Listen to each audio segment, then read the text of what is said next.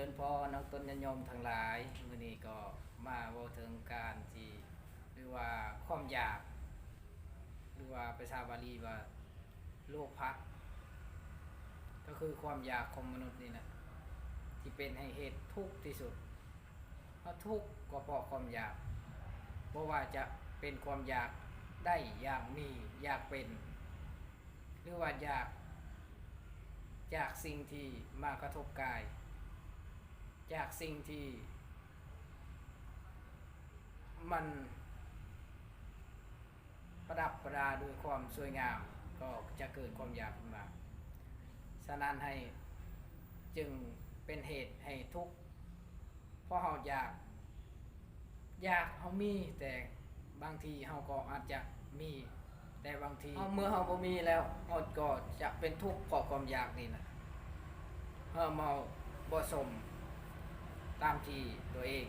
วางไว้ก็เลยเป็นทุกข์พระพุทธเจ้าได้พระองค์ได้ตรัสไว้ว่าความอยากของมนุษย์นำมหาสมุทรยังเทียบความอยากของมนุษย์บ่ได้เพราะเหตุนั้นจึงเป็นทุกข์ขนาดนำมหาสมุทรยังเทียบความอยากของมนุษย์บ่ได้เพราะเมื่ออยากได้สิ่งหนึ่งก็ยอมบ่พอหาไปเรื่อยๆดิ้นรนไปเรื่อยๆจึงเป็นทุกข์คือกับปลาติดเบ็ดที่ยอมดิ้นรนแสวงหาบ่อยู่บ่เศร้าฉะนั้นบ่จำเป็นต้องแสวงหาจนตัวเองต้องเดือดร้อนความสุขก็บ่ได้อยู่ที่การแสวงหาแต่อยู่ที่การเบิ่งหาก็คือ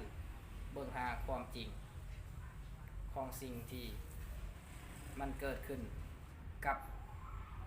ธรรมศาสตร์เจริญพร